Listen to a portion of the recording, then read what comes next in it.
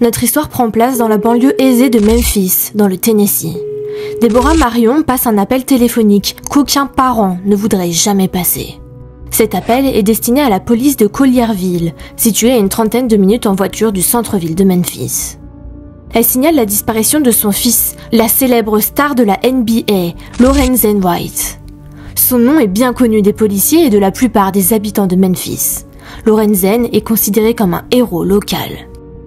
Deborah raconte donc aux policiers que son fils de 34 ans, qui vit actuellement à Atlanta, en Géorgie, est arrivé à Memphis 4 jours plus tôt pour lui rendre visite, mais qu'il a depuis disparu. Sa sœur organisait une baby shower et Lorenzen n'est pas venu, ce qui est très inquiétant. Jamais il n'aurait manqué une telle réunion de famille. Personne ne parvient à joindre Lorenzen. Et même s'il a déjà pu lui arriver de ne pas donner de ses nouvelles pendant 1 ou 2 jours, il n'a jamais passé autant de temps sans contacter sa famille.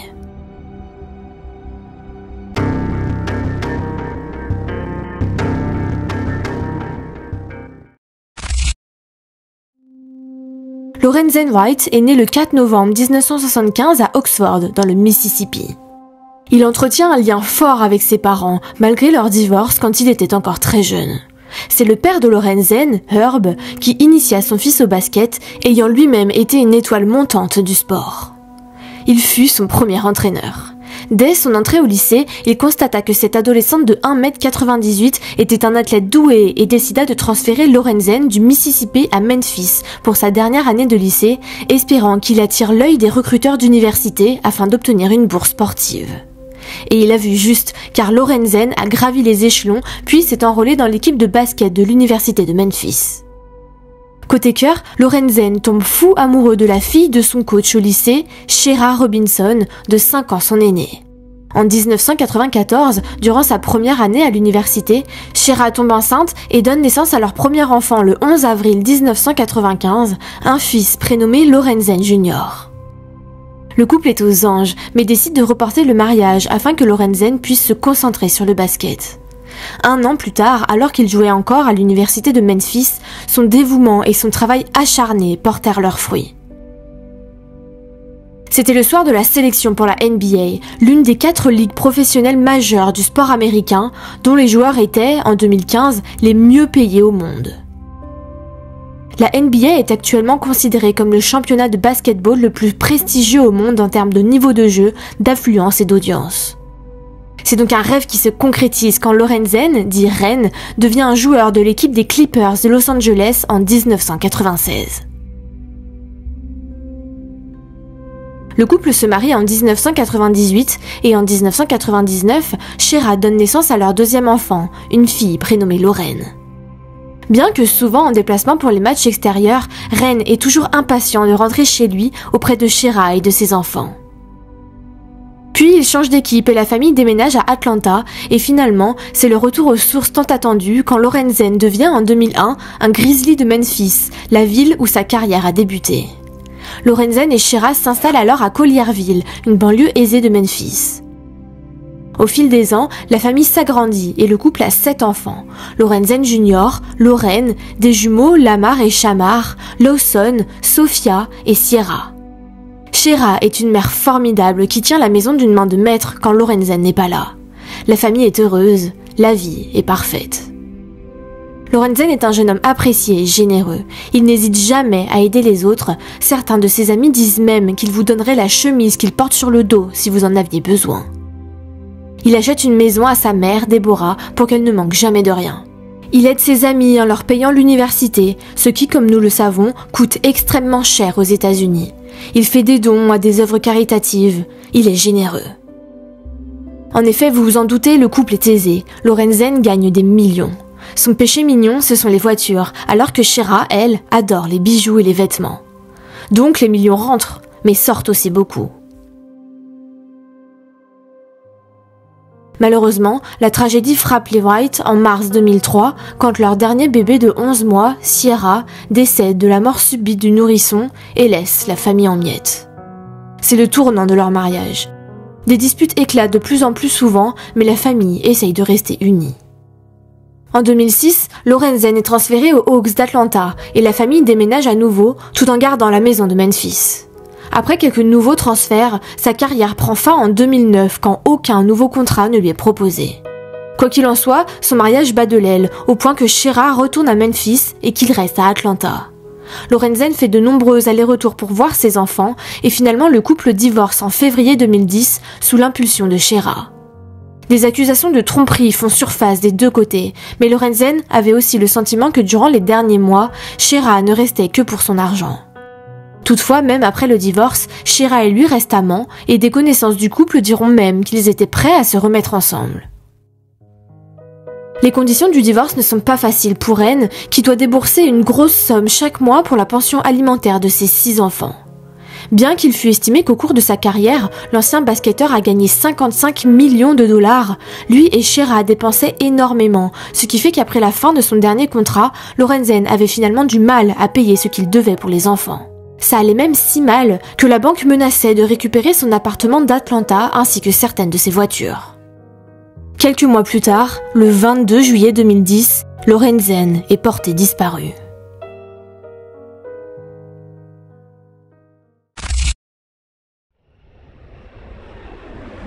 L'enquête commence. Lorenzen avait donc prévu de se rendre à Memphis en ce 18 juillet 2010 pour voir ses enfants, sa famille, mais aussi assister au récital de danse de Lorraine et à la baby shower de sa sœur. Un programme bien chargé en somme. Le 18 juillet donc, il a atterri et a passé la journée avec son meilleur ami, Phil Dodson, avec qui il était à l'université. Phil raconte que les deux amis ont passé l'après-midi ensemble, dîné avec des camarades de leur ancienne fraternité, puis assisté à un match de basket improvisé où l'aîné des fils de Lorenzen jouait. Phil précise que durant la soirée, Ren était assommé par un flot incessant de SMS et qu'il avait du mal à suivre le match. Finalement, il a ramené Lorenzen et son fils chez Shera vers 22h et ce fut la dernière fois qu'il eut de ses nouvelles. C'est donc évidemment au tour de Shera d'être questionnée. Elle corrobore le récit de Phil et confie aux enquêteurs avoir vu Lorenzen pour la dernière fois après son retour à la maison avec leur fils. Elle raconte qu'après avoir passé du temps ensemble, Lorenzen a fait quelques remarques sur la possession d'une boîte de drogue. Shera affirme que vers 22h30 ce soir-là, Lorenzen est parti avec une boîte contenant de la drogue et de l'argent dans le but de commettre un vol. Mais rien d'alarmant selon elle, car elle explique que son ex-mari avait déjà été impliqué dans des activités criminelles importantes par le passé. Souvenez-vous-en, car on y reviendra. Depuis, elle affirme ne pas avoir eu de ses nouvelles, mais qu'il n'y a aucune raison de s'inquiéter et qu'elle est sûre qu'il reviendra bientôt. C'est au tour de la famille de Ren d'être interrogée, notamment sa mère, Deborah. Évidemment, elle est dévastée par la disparition de son fils et a un mauvais pressentiment. Elle déclare qu'à sa connaissance, Ren n'a pas d'ennemis, qu'il entretient une relation amicale avec son ex-femme et qu'il prévoyait même de rester avec elle et leurs enfants pendant son séjour à Memphis. Alors, les difficultés financières de l'ex-basketteur l'ont-elles conduit à fréquenter de mauvaises personnes ? Les enquêteurs doivent vérifier la version de Shera. En consultant les relevés téléphoniques de Lorenzen, ils constatent que son dernier appel a été passé au 911 de Germantown, dans le Tennessee, à minuit 12, le 19 juillet.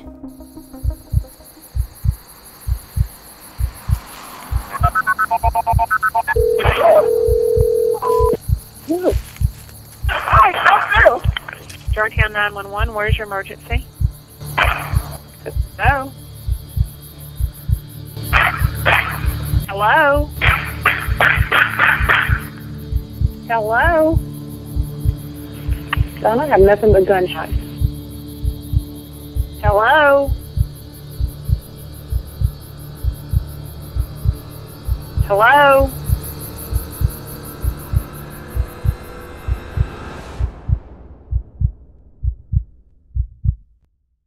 L'appel n'a malheureusement pas été suivi. L'antenne relais se trouvait à mi-chemin entre 3 juridictions. Alors, lorsque le 911 de Germantown a vérifié la localisation de l'appel, ils ont constaté qu'il ne se trouvait pas dans leur juridiction et l'ont donc ignoré. C'est vraiment consternant. Plus d'une semaine après cet appel au 911, les enquêteurs localisent plus précisément l'appel et déterminent qu'il a été passé au sud-est de Memphis, proche de la rue Callis Cut-Off Road. Comme vous pouvez le voir, c'est dans un bois, ce qui ne présage rien de bon. Les enquêteurs se rendent sur place avec une équipe médico-légale complète et des chiens. Le 28 juillet 2010, après de longues recherches, ils trouvent le corps en état de décomposition avancée de Lorenzen Wright, 34 ans, père de 6 enfants. Il n'est plus qu'un amas d'os. Le corps est méconnaissable, à l'exception des tennis blanches qui subsistent. Pendant que le médecin légiste recueille les restes, les enquêteurs ratissent la zone à la recherche de preuves. Le téléphone portable de Lorenzen ne sera jamais retrouvé. Sur place, les enquêteurs mettent néanmoins la main sur des douilles provenant à la fois d'une arme de poing de petit calibre 25 mm et d'un revolver de 9 mm, ce qui laisse penser qu'il y a eu au moins 2 tireurs. Lorenzen porte toujours ses bijoux et avait une grosse somme d'argent sur lui, ce qui élimine la possibilité d'un vol. Le lendemain, grâce au dossier dentaire, le médecin légiste confirme qu'il s'agit bien de Lorenzen Wright. Il a reçu au minimum 5 balles, 2 dans la tête, 2 dans la poitrine et 1 dans le bras. Lorenzen a donc clairement été assassiné. Un mémorial public est organisé le 4 août 2010 et réunit des centaines de personnes qui souhaitent faire leurs adieux au père de famille.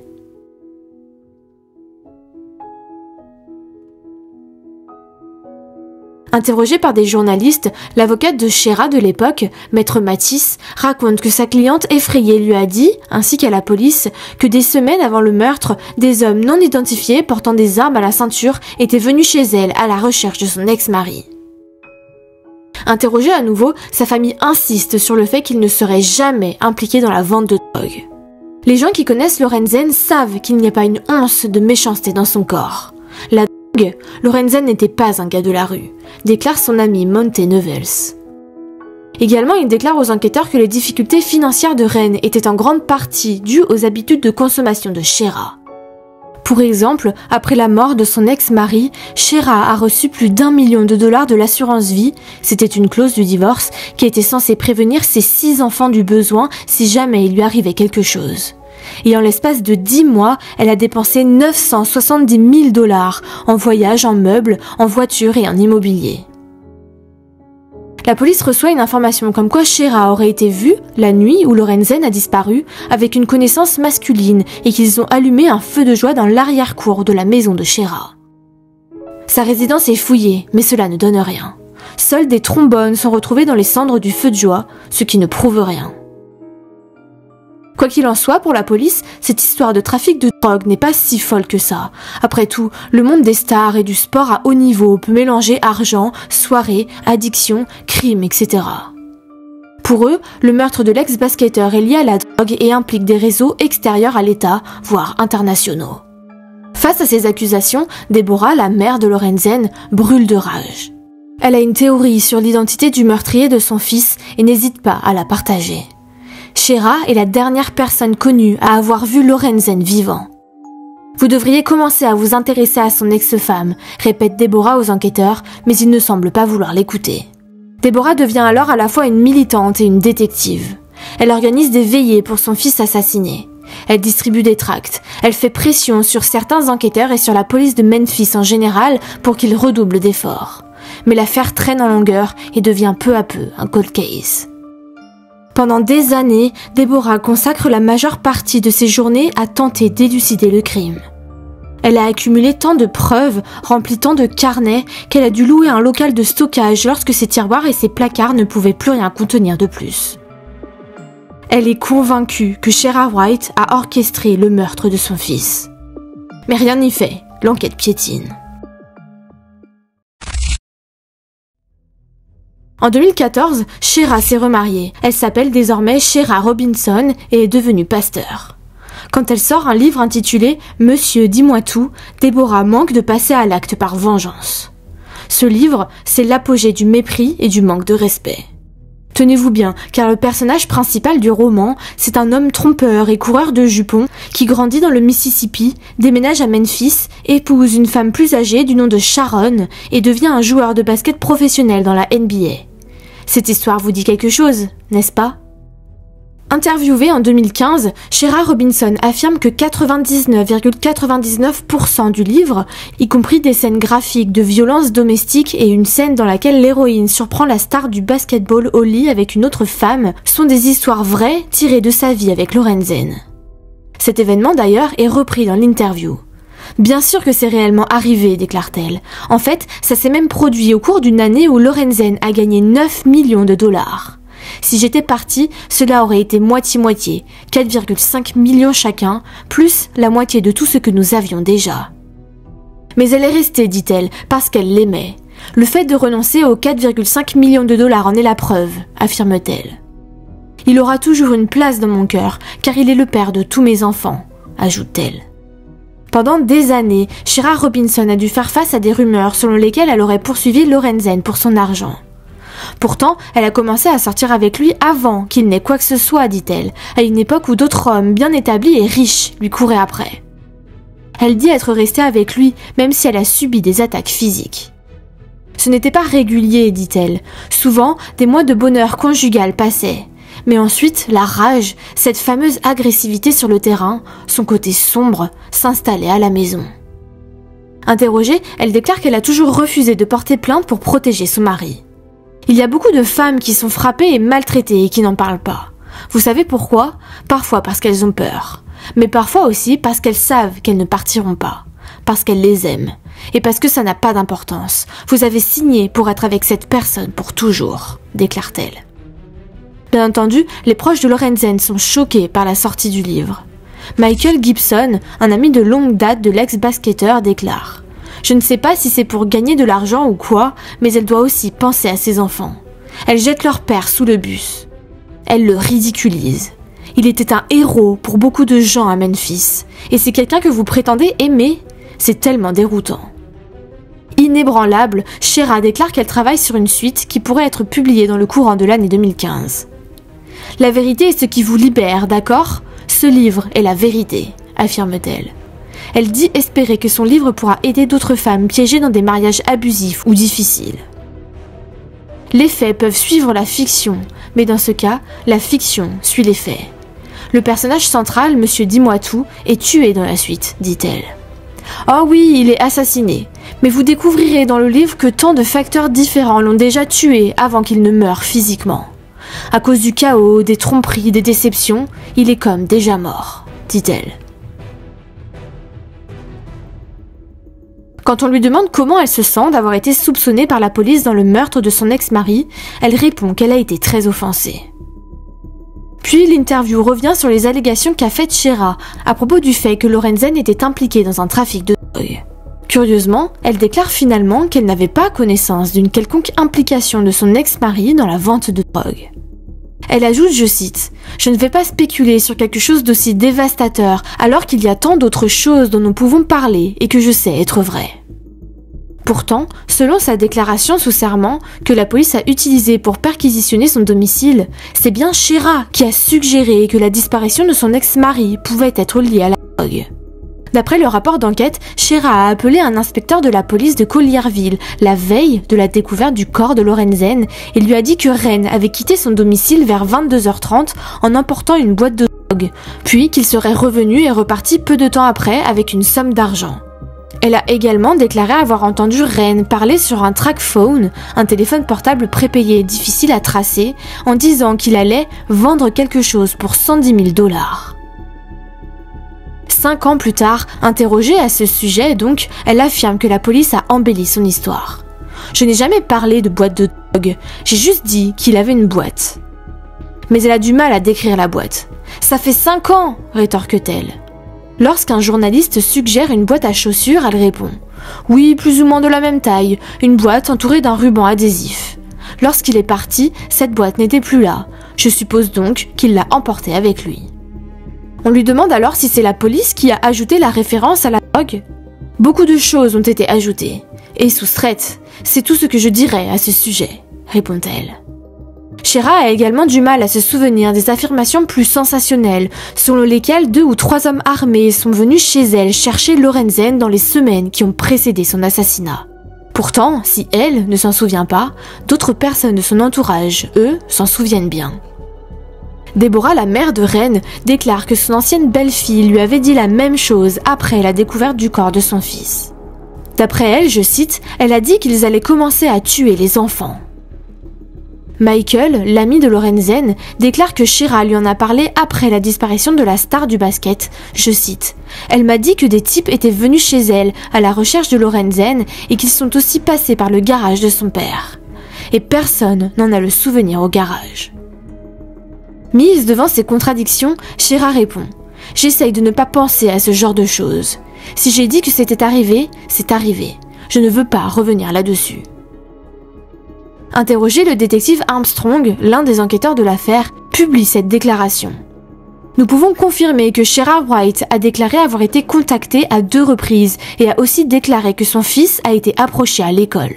C'est tout ce que nous pouvons fournir car l'enquête est en cours. » Il continue et dit que Shera a pris un avocat et cessé de parler à la police à un moment critique du début de l'enquête, ce qui l'a entravé.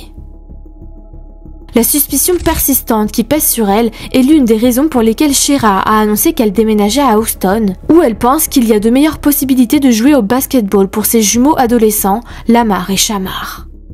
À propos des critiques qu'elle a reçues au tribunal et en public pour avoir dépensé $1 million provenant de l'assurance vie de Lorenzen, Shera déclare : « Je veux m'asseoir à une table où les gens n'essayent pas de voler $1 million à des enfants dont le père a gagné 50 à 60 millions de dollars. » Puis ajoute qu'une grande partie a été investie dans des biens immobiliers au nom de ses enfants.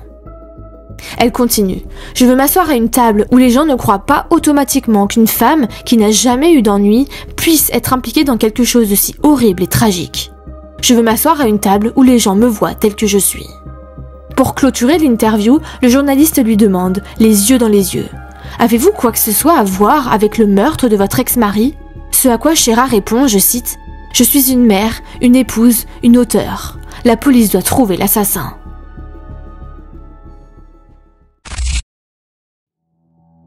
Les années passent sans avancer dans l'enquête. Les proches de Lorenzen se demandent si le meurtrier du père de famille sera un jour arrêté. La mère de Lorenzen, Deborah, tente toujours de faire éclater la vérité. Shera et ses enfants ont finalement déménagé en Californie. Il faudrait un miracle pour que cette affaire soit résolue. Un miracle ou un homme qui cherche à sauver sa peau. Le 9 novembre 2017, 7 ans après le meurtre de Lorenzen, les policiers retrouvent ce qu'ils pensent être l'arme du crime dans un lac à Walnut, Mississippi, à environ 50 minutes de route de l'ancienne résidence de Shera à Collierville, Tennessee. Mais ce n'était pas un coup du hasard, mais plutôt le fruit d'une information donnée aux enquêteurs quelques années auparavant, et cette information va tout faire basculer. Nous sommes de retour en 2012. Un homme du nom de Jimmy Martin, accusé d'avoir tué sa petite amie, Martha Bones, en 2007, demande à être entendu dans l'affaire du meurtre de Lorenzen Wright. Il affirme qu'il sait des choses sur cette affaire et qu'il connaît même le tueur. Mais pour dévoiler ses secrets, il demande 2 choses. Une peine moins sévère pour le meurtre de Martha et l'immunité pour celui de Lorenzen. Après réflexion, ces conditions sont acceptées. Il s'avère que Jimmy Martin est le cousin de Shera, donc avec un tel lien de parenté, les enquêteurs se disent qu'ils doivent vraiment savoir quelque chose qui pourrait débloquer le dossier. Et voici ce que Jimmy raconte. Au printemps 2010, Shera le contacte au sujet de son projet d'assassiner son ex-mari. D'après lui, Shera n'était pas seule dans ce plan. Un homme du nom de Billy Ray Turner était déjà partant pour l'affaire. Et devinez qui est cet homme ? Celui qui a été vu chez Shera le soir du feu de joie et aussi d'autres fois.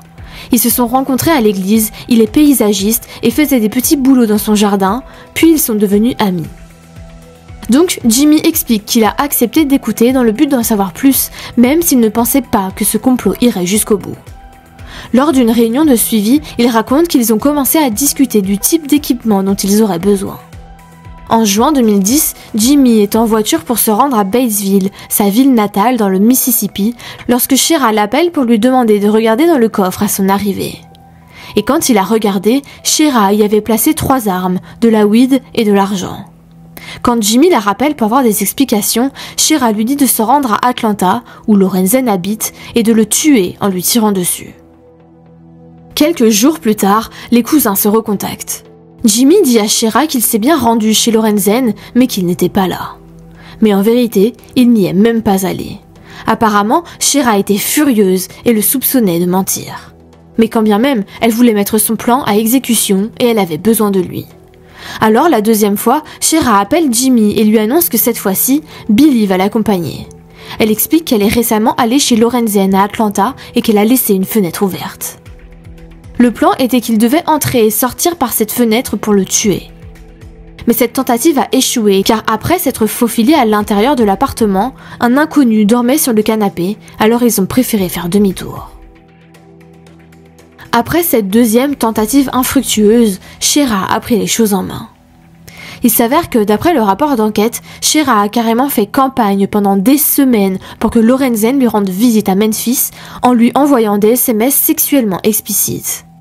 Et puis souvenez-vous, je vous ai dit que le soir où Ren est arrivé à Memphis, il est allé voir son fils jouer au basket, mais qu'il était harcelé de messages. C'était Shera qui lui envoyait des SMS olé olé. En même temps, durant les jours précédant le meurtre de son ex-mari, Shera a échangé une série de messages suspects, apparemment codés avec Jimmy. Voici la retranscription de sa conversation Facebook avec Jimmy. Shera, le 4 juillet 2010. Mec, tu me rends fou avec cette fête. On n'arrête pas de mélanger les jours et les heures. Qu'est-ce que tu vas faire ? Qu'est-ce qu'il te faut parce que je ne peux pas trouver un autre DJ à cette heure. Je veux le faire avant le 18 parce qu'on a une réunion de famille et d'autres trucs qui arrivent. Appelle-moi. Jimmy, le 7 juillet 2010. Alors, 300 $? J'ai laissé la serviette en Floride. J'ai un concert là-bas. Vous voulez que j'aille à une fête pour adultes, mais il y a des enfants. Est-ce que ce sera une fête pour adultes? Ou comment organiser ça? Shera, on peut organiser la fête à l'extérieur. Les enfants sont dedans et les adultes dehors. Dis-moi ce que tu en penses. Jimmy, je ne sais pas, je suis préoccupée par le bruit et les voisins. Mais ça paraît être la seule solution. Shera, cool, je t'aime, merci pour tout, je te suis redevable. Le 13 juillet, elle écrit « C'est toujours bon ?» Jimmy, le 14 juillet. On règle les derniers détails, déménagement des studios, changement de plan. L'artiste ne trouve pas le matériel. Il ne peut pas échanger ou vendre mon gros clavier. J'ai besoin d'un moniteur de studio de 9 mm. Je ne veux pas nettoyer. Donc ce fameux soir, une fois que Lorenzen est rentrée chez elle après le match de basket de son fils, ils sont repartis tous les deux peu après, Shera lui promettant qu'ils allaient recevoir de l'argent de quelqu'un. Elle a conduit Lorenzen sur la route Callis Cut-Off Road, au milieu du bois, là où Billy les attendait. Je suppose que Lorenzen a vite compris ce qui se passait et a tenté de s'enfuir. Il a réussi à sauter par-dessus une clôture barbelée, mais il est tombé et les deux tueurs l'ont finalement rattrapé et ont commencé à lui tirer dessus. 2 balles dans la tête, 2 balles dans la poitrine, 1 balle dans le bras. Une exécution. Elle a fait exécuter son ex-mari, le père de ses 6 enfants. Puis Shera a appelé Jimmy pour qu'il vienne nettoyer la scène de crime et comme ils ont perdu l'une des 2 armes sur les lieux, elle lui demande également d'apporter un détecteur de métaux pour essayer de la retrouver. Arrivé sur place, Jimmy retrouve Shera qui lui donne la marche à suivre. Comme ils ont sauté par-dessus la clôture, elle lui demande de la couper. Jimmy s'exécute et enlève 2 à 3 mètres de clôture.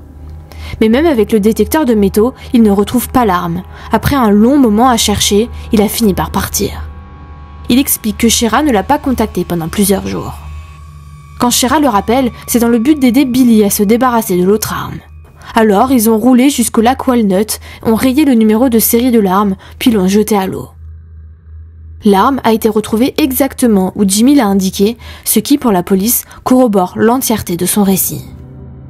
Interrogé, Jimmy ne sait pas exactement pourquoi Shera a voulu l'impliquer dans ses plans pour tuer Lorenzen, mais il suppose que ça a à voir avec la situation particulière dans laquelle il se trouvait en mai 2010. Comme je vous l'ai dit, Jimmy a été accusé puis condamné pour le meurtre de sa petite amie, Martha Bones. Et en fait, c'est Shera qui a payé les honoraires de son avocat. Elle le tenait, pour ainsi dire. Il explique aussi que lorsqu'il a mentionné la vente ou l'échange de son gros clavier et l'acquisition d'un moniteur de 9 mm sur Facebook, il parlait de se débarrasser du Magnum 357 que Shera lui avait donné en échange d'une arme à feu de 9 mm qu'il pensait mieux adaptée à cette tâche.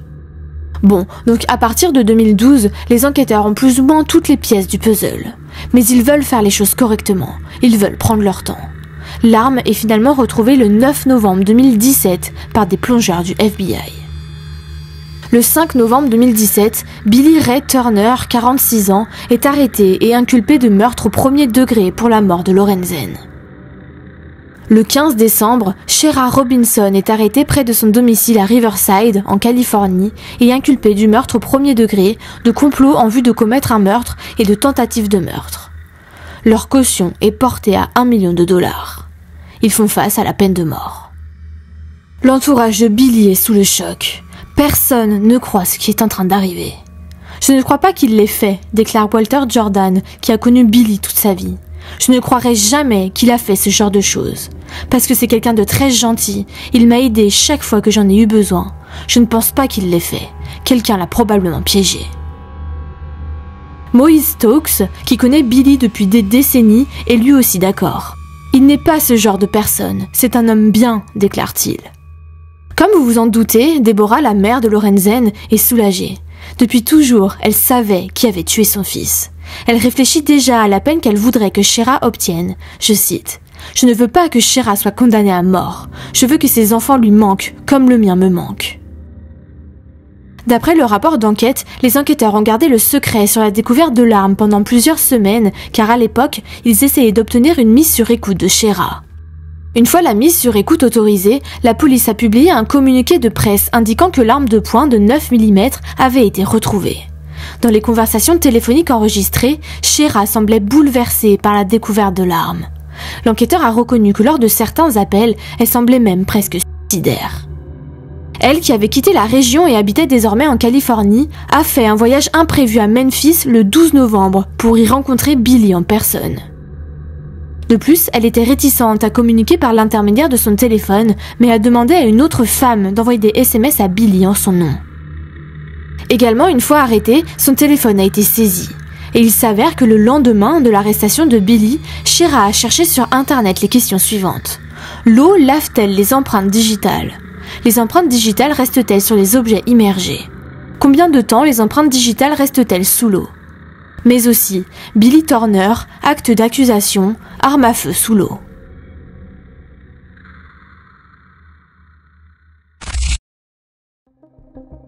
Deux ans plus tard, en juillet 2019, Shera, bien que sans antécédent criminel, plaide coupable d'avoir orchestré le meurtre de Lorenzen lors d'une audience surprise. D'après elle, elle a fait ce choix pour le bien de ses enfants. Toutefois, elle est rapidement revenue sur ses aveux lors d'un entretien avec le journal The Commercial Appeal. Elle continue de dire qu'elle n'y est pour rien et que le meurtrier de Lorenzen, c'est Billy. Shera est condamnée à 30 ans de prison le 25 juillet 2019. 3 ans plus tard, le 11 mai 2022, elle obtient une audience pour demander une libération conditionnelle. Elle déclare qu'elle a obtenu de bons résultats dans les cours qu'elle suivait en prison et qu'elle disposait d'un système de soutien qui l'aiderait à sa sortie. 2 de ses enfants témoignent en sa faveur. Lorraine, sa deuxième fille, n'a jamais hésité à soutenir sa mère et à refuser l'aide de la famille de son père. Elle déclare « Nous sommes tellement proches les uns des autres que nous avons l'impression de ne pas avoir besoin de beaucoup de soutien parce qu'il y a ma mère et nous 6 et que tout va bien. » Heureusement, la libération conditionnelle de Shera lui est refusée. La prochaine audience est prévue pour mai 2027.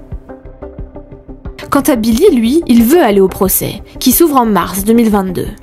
Dans les déclarations liminaires du procès pour meurtre au premier degré, les avocats de l'accusation et de la défense posent une question aux jurés. Que faut-il pour tuer un homme ? L'accusation dépeint Billy comme un participant clé dans le plan visant à attirer Lorenzen hors de son domicile d'Atlanta. Selon eux, Billy était l'ami et l'amant secret de Shera, ce qui le rendait vulnérable à la manipulation de cette dernière. Jimmy témoigne au procès et déclare que Shera White l'avait recruté ainsi que Billy Turner pour tuer Lorenzen. Certaines parties de son témoignage sont contestées par l'avocat de la défense, Maître Perry, qui affirme que les informations données par Jimmy aux enquêteurs ne sont que farces et mensonges.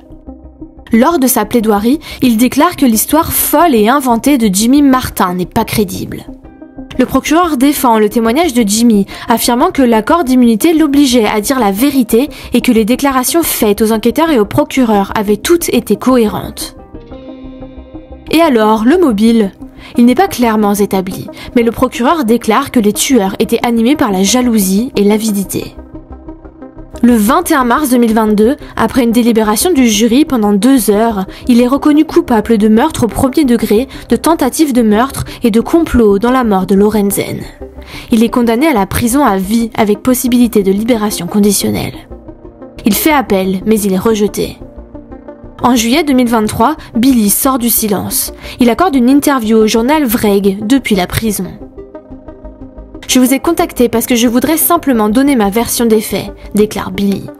Il explique qu'il n'a pas pu raconter son histoire auparavant et qu'elle pourrait prouver son innocence. La journaliste lui demande « Pourquoi pensez-vous que vous avez été reconnu coupable ?» Il répond « J'ai été jugé coupable pour des raisons émotionnelles. Pas à cause des preuves qu'ils avaient contre moi. Il s'agissait essentiellement d'une condamnation émotionnelle parce que tout le monde était lié à Lorenzen et que tout le monde aimait Lorenzen. » Si vous n'étiez pas impliqué et qu'il y avait ces autres personnes et ces informations qui, selon vous, auraient pu laver votre nom, comment vous êtes-vous retrouvé mêlé à tout ça ?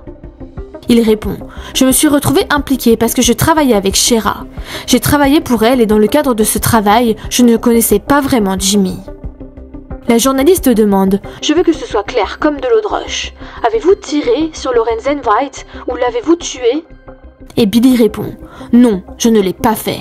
Je n'étais pas là. Je n'ai jamais été là. » La journaliste poursuit « Étiez-vous dans les bois avec Shera cette nuit-là ?» Il répond « Non. Non, je n'étais pas du tout dans ce coin. » Lorsqu'on lui demande pourquoi il a préféré aller au procès, il dit « Parce que j'avais l'impression de n'avoir rien fait. Je n'ai rien fait de mal, je n'ai rien fait de criminel.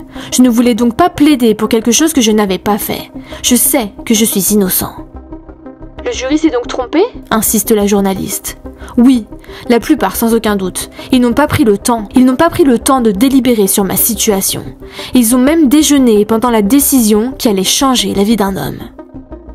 En septembre 2024, Billy a demandé l'annulation de sa condamnation. Pour l'instant, aucune audience n'a été programmée. Aujourd'hui encore, Lorenzen n'est pas oublié. Ses enfants, ceux qui s'en souviennent, continuent de chérir la mémoire d'un père aimant et généreux. Tous ses fils se sont mis au basket comme pour perpétuer la tradition et honorer la passion qu'avait leur père pour ce jeu. C'était un jeune homme qui n'a jamais oublié qui il était, d'où il venait, les valeurs qui l'ont façonné et les personnes qui l'ont encouragé tout au long de son parcours, déclare l'un de ses plus proches amis. Et c'était la triste histoire de l'assassinat de Lorenzen White. Si cet épisode vous a plu, abonnez-vous!